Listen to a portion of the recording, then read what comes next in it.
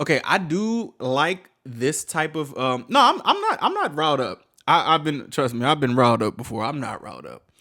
I do like the topic of like I miss the old blank, because I always think like, why do some people want artists to stay the same?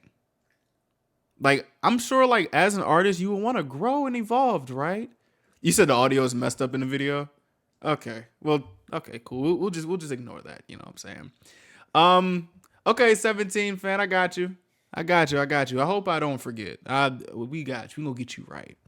But also, back to this. The video is called the I miss BTS's old sound excuse. You have a good day too. I hear this a lot when I'm like, I guess, like just listening to how people talk about their artists that they used to love. Like, I miss the blank blank blank, or the blank blank blank was always better. Like, I miss the old you. Well, what if the artists don't miss the old them? If you miss the old them so much, then listen to their old stuff. It's still there. It's not deleted. You know, it's not like UMG's music on TikTok. It's not deleted. Like, come on, brother. Let's just watch this Boris City thing though. All right.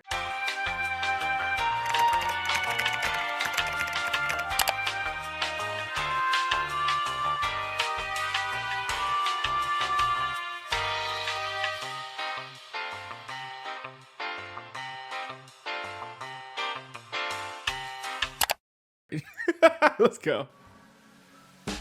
No matter which kind of music you listen to, you've most probably heard these phrases. These artists fell off. They've gone mainstream. They are not the same. I miss their old sound. This is a pretty common narrative applied to most music artists, and the biggest group in the world is not exempted from this criticism. You know what's funny? I like how some people are so pressed on somebody falling off. Like, people are so pressed on people falling off. Sometimes you may fall off. There will be some groups that will fall off. You're kind of supposed to. Not everybody's supposed to stay there forever. You know what I'm saying? Like, bro, it's literally a life cycle of artists. Not everybody's supposed to stay on top forever, bro. Like, come on, brother. Change in music is very rarely welcomed because, as you can see, these phrases always come with a negative connotation. This phenomenon is very common because change is uncomfortable. Yep. People resist change because it takes us out of our comfort zone. But change is human, and artists are human too. This is more obvious with the artists who are very connected to their art and their artistic decisions, because their changes of opinion, lifestyle, or artistic preferences will be reflected in their art. These changes will be reflected in their sound. In K-pop, for example, music labels know the negative reception change can have on listeners, so they avoid it. This sameness has worked in some of the biggest groups in K-pop. K-pop labels create an image for their groups that come with one specific Disorienting. sound. This sound becomes Jesus. their thing, and they avoid changing it. However, BTS is a little more transparent and raw than that. BTS's sound direction over the years has been a little bit of a mess, for a lack of a better word. BTS started with one sound, then they changed it to something else. Then they evolved their first sound, then they started a new one, then another one, then they evolved an old one, and so on. That's kind of cool though. Like that's cool as hell. BTS's music changed from rebellious to romantic, from angry to sad. Bro, exactly. Like, son, like, and then when you go, like what you said, and then when you go back to that old style, they're gonna say you never switch up. This is boring. On God, like, Slim, like, come on, cuz, like, you can never win. Somebody's always gonna have something to say. That's why I say just do whatever the fuck you want to do. From sexy to inspirational, change is part of BTS's life, and they will show it in their songs, even if these changes are dramatic. The result is art that is painful, cruel, but also fun and beautiful. This is why I believe the phrase "I miss BTS's old sound" is just an excuse. I'm kind of thinking like maybe one of the reasons why, and this is before we just like hear her out, it's probably because some people probably found comfort in that one sound, and they just want to stay in that comfort zone, even though that's what she said. But it's like it's like when you do some drugs and you get that first high. You know what I'm saying? You always try to chase that first high. You miss that first high. Like, I understand nostalgia, but at the end of the day, if they want to change, then they gonna change. You feel me? Just like many artists, BTS has gone through many changes that fans refer to as eras. One thing that I wanted to highlight is that when people complain about BTS's new eras and say they miss their old ones, they usually mean that they miss one of their old sounds because their composition is not addressed as much. The message, form, and attitude in the lyrics BTS compose now are not at all the same as they used to be, but you won't see people praising or criticizing their change of lyrics because it's not easy. Judging sound is easy and convenient.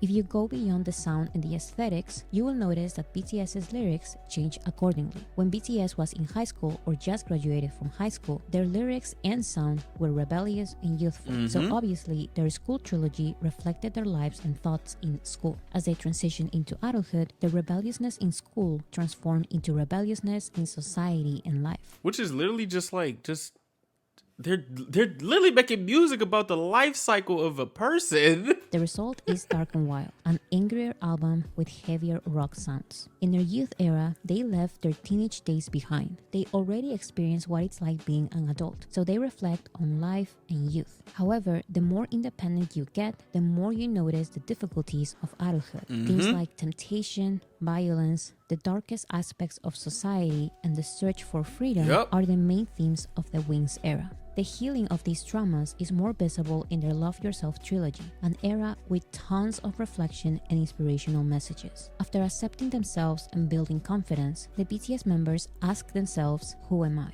in the Map of the Soul era. These albums are an exploration of self-identity, both as humans and as artists. Nyla, Then the please sit pandemic down. started, so their confusions, worries, coping mechanisms, and messages of hope of the future are reflected in the B era, which includes both uplifting and distracting songs and an intricate album describing their pandemic experience. Finally, before starting their mandatory military service, BTS released a compilation album of their most representative Japanese songs and an anthology album which compiles the songs that represent the members as a group, as solo artists, and as people. I think like this is a very gradual. This is a nice gradual like progression of BTS. Actually, this is.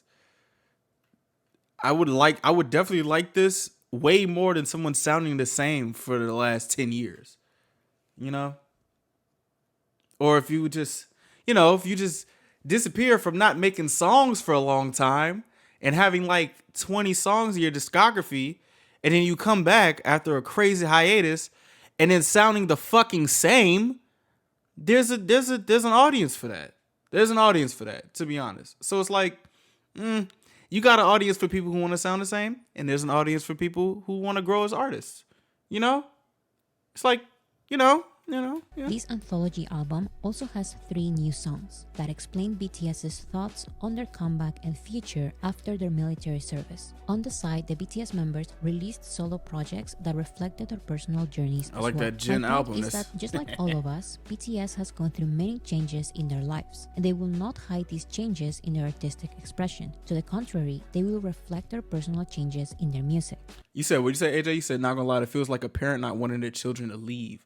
Peeps want to relive the feeling they had listening to their old music. Yeah, I understand that. Like, you should be able to want to do that. But at the same time, you gotta let somebody go. You know what I'm saying? Parents, your kids are supposed to grow up, dog. Like, let your kids grow up, man. They not your baby no more. You literally aren't changing they poopy diapers no more, brother. You changed from that. I bet you don't miss changing they shit. In the past 11 years, BTS has made music as teenagers, young adults, and now they continue making music as they enter their 30s. This range of age is so important in someone's life because change will happen. And I think it's beautiful that BTS has never hidden the multiple changes in their lives. They actually highlight and celebrate change. Over the years, people have criticized BTS's quote-unquote new artistic direction. But as you can see, there was never an old sound and a new sound. Change is a core part of BTS's discography. If one year they released a new sound, in the next year or even in the next months, they will release other sounds. There's no before and after, just constant change. Pick and choose. Ooh, we might get into that part that I just said. Like, y'all pick and choose the parts that make y'all feel good, but remember, like, in the parts that stay the same, there are some parts in those parts that were bad. You don't miss those nights like what you said. You know what I'm saying? You don't miss those nights you couldn't sleep because the child was crying. You know what I'm saying? Like, come on now. Another thing about the BTS eras is that although they usually reflect one sentiment or overall vibe, the sound also changes within the same era or the same album. Here's one example. Some people have this idea of the Youth trilogy as this era with soft songs and angelical voices. This era is more recognizable for their sentimental view of life. Oh God, yes.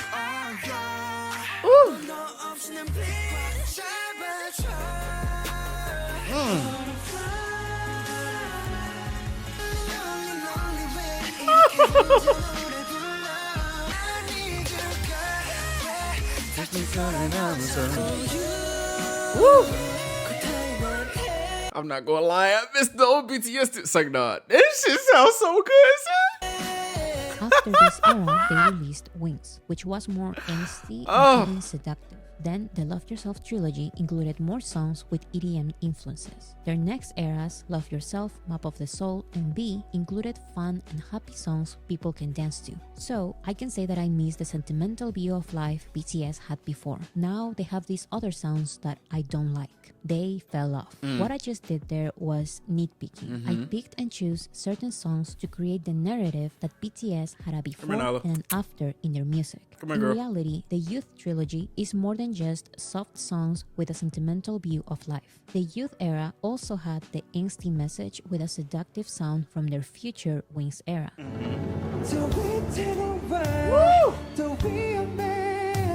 So bad. The Youth era had the EDM sound they would then evolve in their Love Yourself era.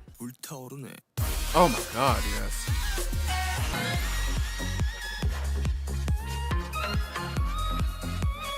And the Youth era did have fun and happy songs people can dance to.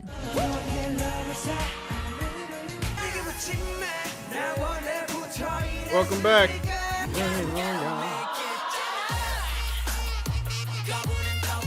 The same way, people pick and choose certain songs from any BTS era and claim this was their old sound. This is an excuse to criticize everything new BTS releases. But this makes no sense because their projects don't have one and only one sound. The rebelliousness and anger from their School trilogy and Dark and Wild remain throughout all of their recent eras. Their sentimental view of life from the Youth era remains throughout the recent eras as well. This also happens with their solo projects. For example, in 1 year, J-Hope produced 2 albums with different hip-hop sounds, a more modern, mostly aggressive hip-hop with a rock vibe, and a street dance hip-hop inspired by his childhood. Although he released the first album in 2022 and the second one in 2024, he made both albums within the same year. He only released his second album later because of his military service. So as you can see, an artist or any person may experience changes within the same year. And What'd you say, Nya? You said, look at your last message.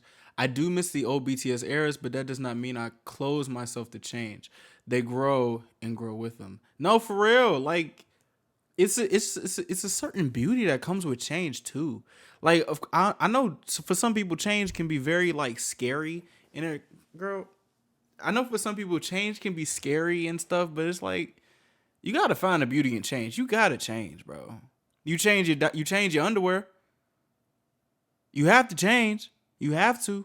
That's a bad analogy, but I don't care. You have to change, bro. just like J-Hope, it's very Girl, what is wrong with you?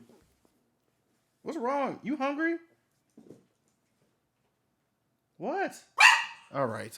difficult for a person to have one sound or style. You don't watch the same genre of movie all the time, and you don't like just one flavor. You like a bunch. Exactly. Personalities and preferences are complicated, so true artistic expression is complicated as well.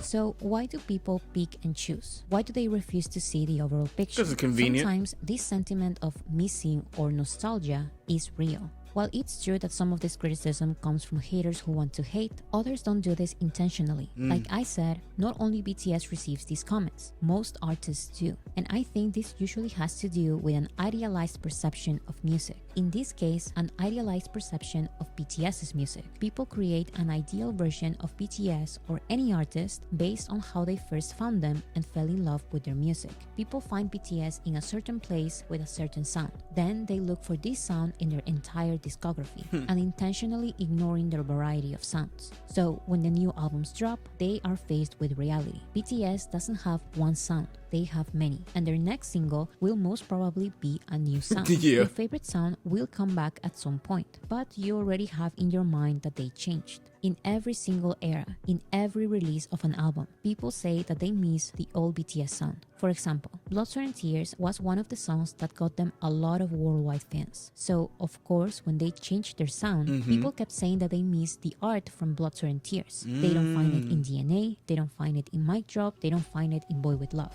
But I know that the ones who loved Blood, Sweat and Tears in 2016 would have loved Black Swan in 2020. People, sometimes unintentionally, create their own BTS by highlighting their favorite sound and ignoring the rest. This is how they create a dishonest before and after. Sometimes people are unconsciously in the lookout for change to criticize it. For example, there's this popular tweet of a BTS fan saying that they miss the old BTS. They tweeted this in November of 2013, and BTS debuted in June of 2013. Wow. Not even 6 months into their career, and they are already receiving these comments. That's kind of nuts. I'm not gonna lie. That's nuts. I think this goes back to our own idealized perceptions of music. This is also the reason why every generation says that they miss the music from back in their days. That was actual good music. That was real music. Everything new is just not the same. They create this perception because it's how they first discovered, perceived, and enjoyed music.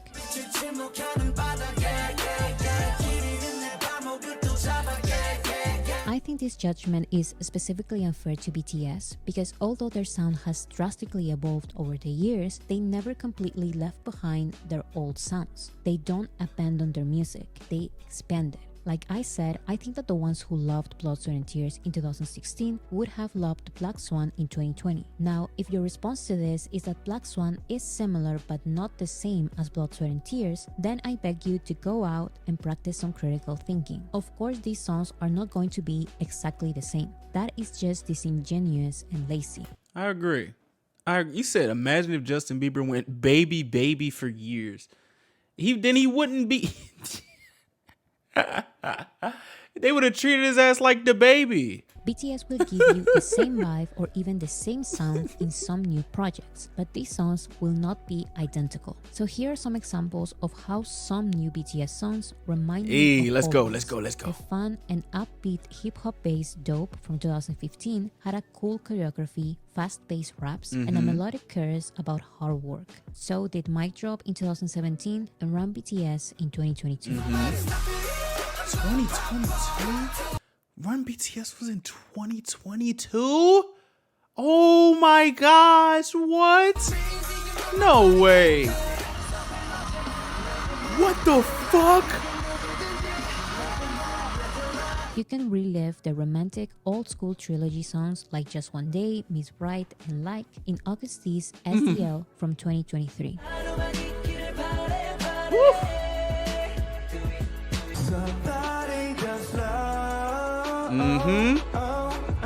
You can find fast-paced raps over the sound of traditional Korean instruments in Den from 2018, Detrita from 2020, and Hagen from 2023. That was a good, yep. All you gotta do is just think. Yeah. Use your brain. Use your brain. Hey. Okay. Yeah. The playfulness and sweetness of the sound in Closer Than This remind me of the sound in Fly to My Room.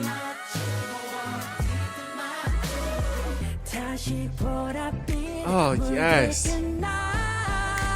August D's Polar Night from 2023 reminds me of J-Hope's Boy Meets Evil from 2016. See, this is a K-pop expert. Well, a BTS expert, but this is a K-pop expert, okay? This is where we should. This is the standard of good journalism. You know what I'm saying? Woo. Can Take Two from 2023, BTS continued their classical pop sound with uplifting messages of songs like Love Myself and Microcosmos.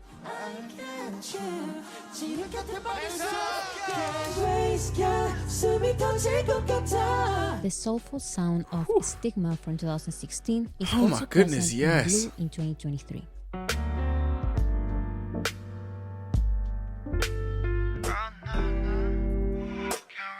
No, this is actually like some elevating shit. I didn't even notice this. I did not notice this. And this is my bias. Non-stop changes and a complicated choreography like Not Today in 2017, you can listen to On from 2020 or Set Me Free Part 2 from 2023.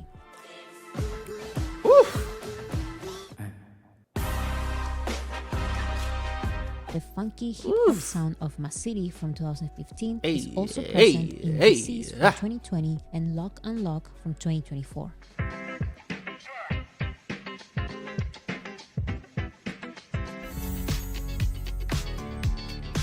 They're literally like evolving, And bro. let's not forget BTS's Map of the Soul era, in which they reimagined their school trilogy. Let's go. Yup. Yup.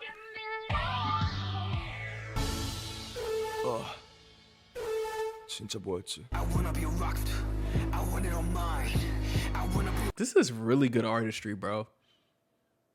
Like, you probably wouldn't notice this if you didn't take the time to just listen. Like, I'm actually getting mind blown right now. What?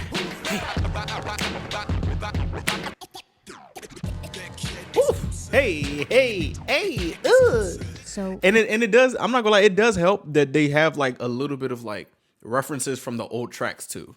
That does help. But still, she's valid in what she's talking about. no more I miss BTS. Like, it never fan left. song. I'm tired of that false narrative, and it seems like BTS is too. One more thing I want to say. What's in up? order to make this video and make this list of songs, I had to change my perception for a minute. I had to analyze the exact ways in which BTS changed, and I had to think the same way people who miss the old BTS do. I had to connect their new songs to their old songs. And with that experience, my question is, why are you doing this? As I was listening to their new songs to make this list, I got distracted with some amazing songs we wouldn't have gotten if BTS stayed with their first sound. I listened to Wildflower, for example, and I realized that it doesn't remind me of any old song. But how am I supposed to ignore and move on from Wildflower? Picking and choosing is so exhausting and boring. It's a miserable way of thinking, and I don't understand how people do this all the time. Flames shine, people shine, everything change.